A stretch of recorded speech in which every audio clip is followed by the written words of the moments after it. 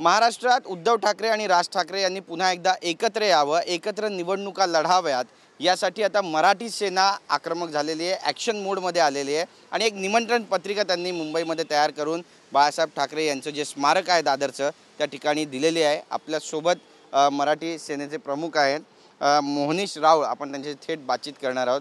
मोहनीशजी, तुम्ही आज सकाळी इथे आलात, होळीचा आज पवित्र सण आहे आणि या निमित्तानं तुम्ही एक निमंत्रण पत्रिका आहे, बंधू मिलन निमंत्रण असं या पत्रिकेवर लिहिण्यात आलेलं आहे। बाळासाहेब ठाकरेंचा फोटो दिसतोय, उद्धव ठाकरेंचा फोटो दिसतोय, राज ठाकरेंचा फोटो दिसतोय आणि काही ओळीसुद्धा यामध्ये लिहिण्यात आल्या आहे। तुमचे डोळे पाणवलेत, काय नेमका हा सगळा प्रकार आहे?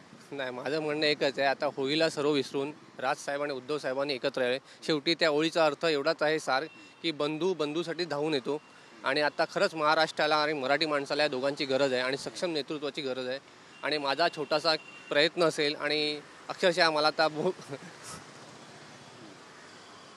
मी एक छोटासा प्रयत्न केलेला आहे, 30 तारखेला स्मृतीस्थळावर बाळासाहेबांच्या ते एकत्र यावे ही दोघांना विनंती करतो। याची निमंत्रण पत्रिका छापलेली आहे। प्रत्येक मराठी माणसाची इच्छा आहे की ठाकरे बंधूंनी एकत्र यावं, कारण ज्या पद्धतीचं राजकारण सध्या पाहायला मिळतं या सगळ्यांचा त्रास होतो मराठी माणसाला।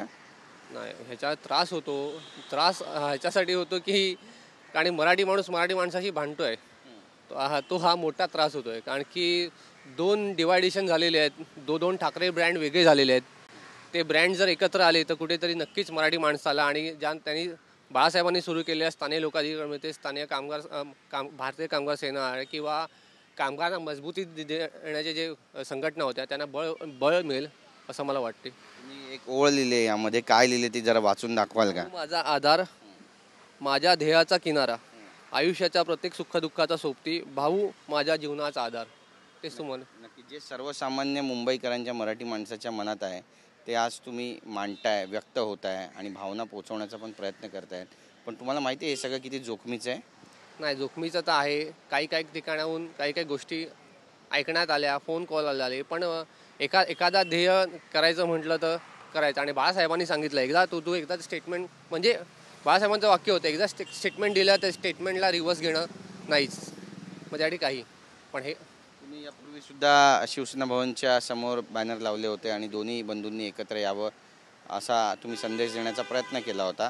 पुन्हा एकदा हा दुसरा तुमचा प्रयत्न आहे?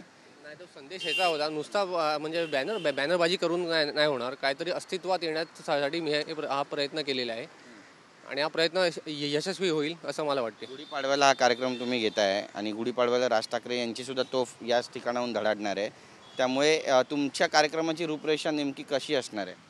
माझा कार्यक्रम असाच आहे की सकाळी सन्माननीय राजसाहेब आणि उद्धव साहेब एकत्र येऊन बाळासाहेबांच्या स्मृतीला वंदन करतील आणि मग त्याच्यानंतर ते त्यांची रणनीती ठरवतील अशी भावना तुम्ही पोहोचवली दोन्ही ठाकरे बंधूंना? नाही, आता सुरुवात बाळासाहेबांच्या स्मृतीपासून केल्या। पहिली निमंत्रण पत्रिका तिकडे दिलेली आहे, आता नंतर सन्माननीय राजसाहेब आणि सन्माननीय उद्धव साहेबांना मी निमंत्रण पत्रिका देणार। नक्कीच। तर हे बंधू मिलन नेमकं कशा पद्धतीनं असणार आहे आणि गुढीपाडव्याला हे दोन्ही बंधू एकत्र येतील का?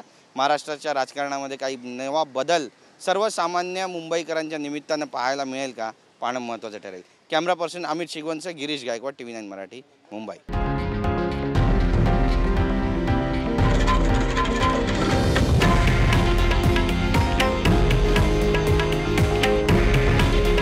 हे आहे देशातील नंबर 1 न्यूज नेटवर्क आणि आपण पाहत आहात TV9 मराठी। काळजी तुमची, हित महाराष्ट्राचं।